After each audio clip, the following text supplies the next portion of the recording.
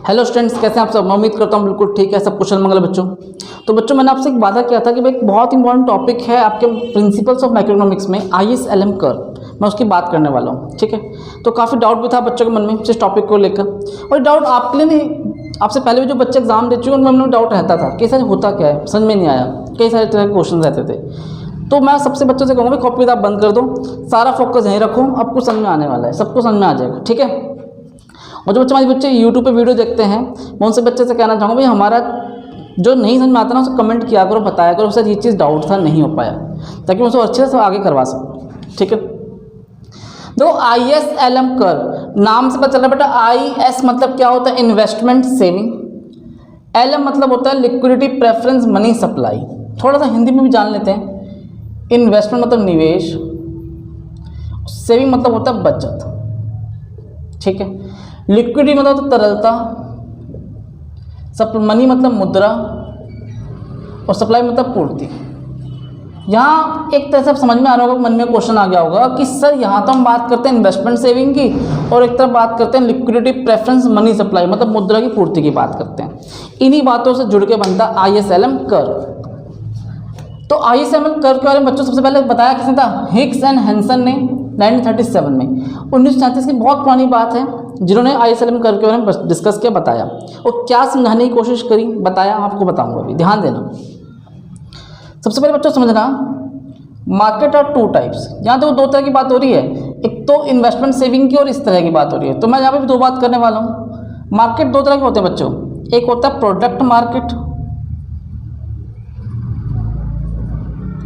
एक होता है मनी मार्केट।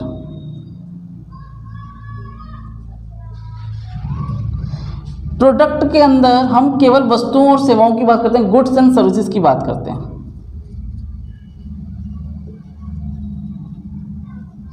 यहां बच्चों इक्विलिब्रियम कब होगा, आपने कहा कि सर जब AD इजिकल टू ए है, सी सीखा था, मतलब C plus I equal to Y, C plus I equal to C plus S, क्योंकि y equal to C plus S, C से C cancel, I equal to S बोल लो, चाहे AD is equal to S बोल लो, बात एक ही है। तो ये हमने बात करी प्रोडक्ट मार्केट की। अब मनी मार्केट में क्या होगा, मनी की डिमांड इक्वल होनी चाहिए मनी की सप्लाई, बस इतनी सी बात है।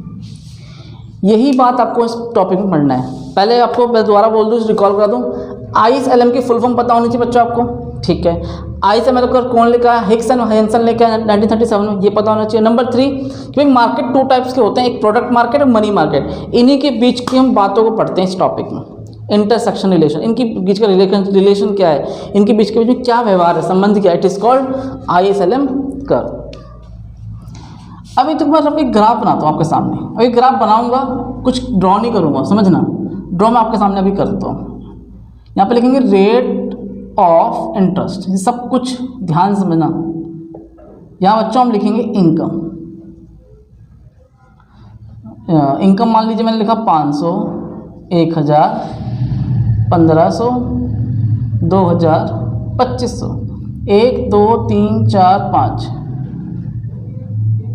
ठीक है जी, लिख दिया। अब आप कहोगे सर ग्राफ आपने जो बनाया है यहाँ पर दो तरह की बातें, एक तो इनकम है और एक रेट ऑफ इंटरेस्ट है। पहले समझना IS के बारे में, अभी मैं थोड़ा भूल रहा हूँ, LM की बात ही नहीं कर रहा, मैं सिर्फ IS की बात कर रहा हूँ।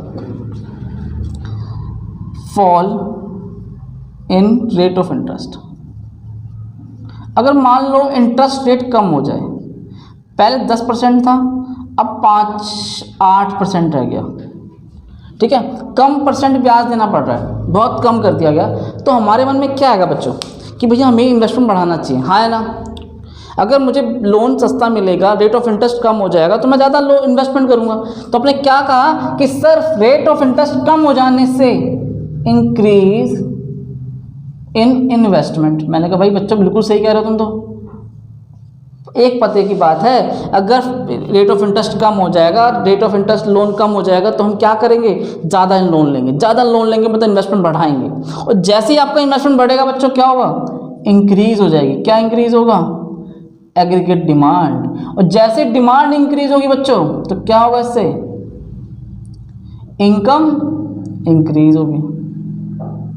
तो आपने एक बात नोटिस करना, इधर देखो, खाली बीच को भूल जाओ, इसको देखो और इसको देखो, क्या फील कर रहे हो, ये घटा तो ये बढ़ा, हाँ या ना, इंग्लिश में जानो, ये फॉल्स हुआ तो वो राइज हुआ, मतलब इन दोनों के बीच में जो रिलेशन है वो इनवर्स रिलेशन है।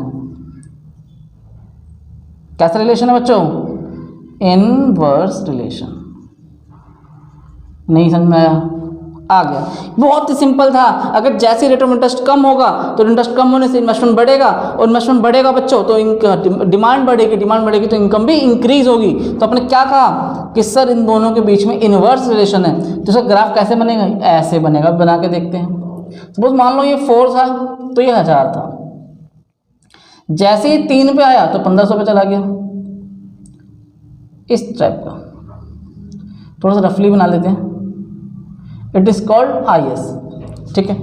अब ये LM कर्व क्या कहता है इसके बारे में जानते हैं। एक तो कॉन्सेप्ट क्लियर हो गया कि भाई IS कर्व क्या कहता है। IS कर्व कहता है कि रेट ऑफ इंटरेस्ट जो भी होगा मार्केट के अंदर, उसमें और इनकम में इनवर्स रिलेशन होगा। जैसे ही रेट ऑफ इंटरेस्ट कम कर दोगे तो इनकम बढ़ जाएगी, और रेट ऑफ इंटरेस्ट बढ़ा दोगे तो इनकम कम हो जाएगी। ये डाउट क्लियर हुआ?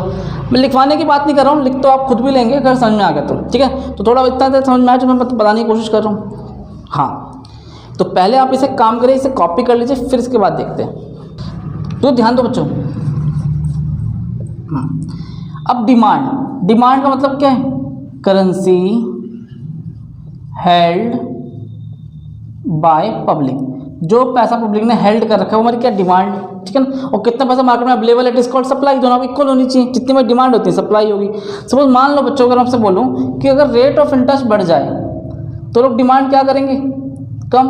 अपने पास कम पैसा रखेंगे और बैंक में जाके ज़्यादा जमा करेंगे, क्योंकि वहाँ पे रेट ऑफ इंटरेस्ट हाई मिल रहा है। लेकिन अगर मैं इसको उल्टा कर दूँ, अगर रेट ऑफ इंटरेस्ट कम कर दूँ तो लोग डिमांड क्या करेंगे? डिमांड ज़्यादा करेंगे। ये तो चक्कर है, अपने पास ज़्यादा रखेंगे। क्यों? नहीं पता है बैंक में रखने का कुछ मिलता कुछ नहीं है। अपने पास रखेंगे तो अपनी जो भी चीज़ें खरीद सकते हैं, यूज़ कर सकते हैं, मार्केट में इन्वेस्ट कर सकते हैं, हाँ या ना? बात समझ आ रही है? मैं क्या कहना चाह रहा हूँ कि जैसे ही रेट ऑफ इंटरेस्ट बढ़ेगा तो डिमांड कम होगी, और डिमांड कम हो जाएगी तो आपका इनकम भी क्या होगा? डिमांड कम हो गया, ठीक है, इंटरेस्ट रेट बढ़ गया, डिमांड लोगों ने कम किया, और इंटरेस्ट रेट बढ़ने से बच्चों एक बात और नोटिस करना, सप्लाई। इंटरेस्ट रेट बढ़ा तो मुद्रा की सप्लाई बढ़ गई, मार्केट में ज़्यादा पैसा घूम रहा है, चलन में ज़्यादा पैसा रहेगा। और जैसे ही सप्लाई बढ़ेगा तो आपकी क्या जनरेट होगी? इनकम, एम्प्लॉयमेंट जनरेट होगा। पहले एम्प्लॉयमेंट देखो, और जैसे ही एम्प्लॉयमेंट जनरेट होगा बच्चों तो वैसे ही इनकम जनरेट होगी, इनकम बढ़ेगी। तो आपने एक बात नोटिस कर ली होगी, मैं छोटे शब्दों में कह दूं, थोड़ा सा मैं शॉर्टकट में बताया आपको ये सब। रेट ऑफ इंटरेस्ट बढ़ने से आपकी इनकम भी कैसे हो रही है? बढ़ रही है। तो अगर मैं दोनों की बात करूं तो डायरेक्ट रिलेशन,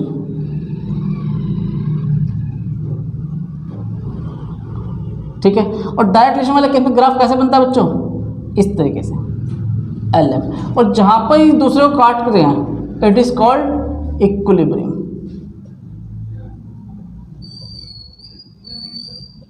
ठीक है। थोड़ा शॉर्ट में बताया मैंने आपको ये। तो ये सारी चीज़ आपको डिस्कस करनी है। IS LM कर्व यही होता है, तो याद रहेगा।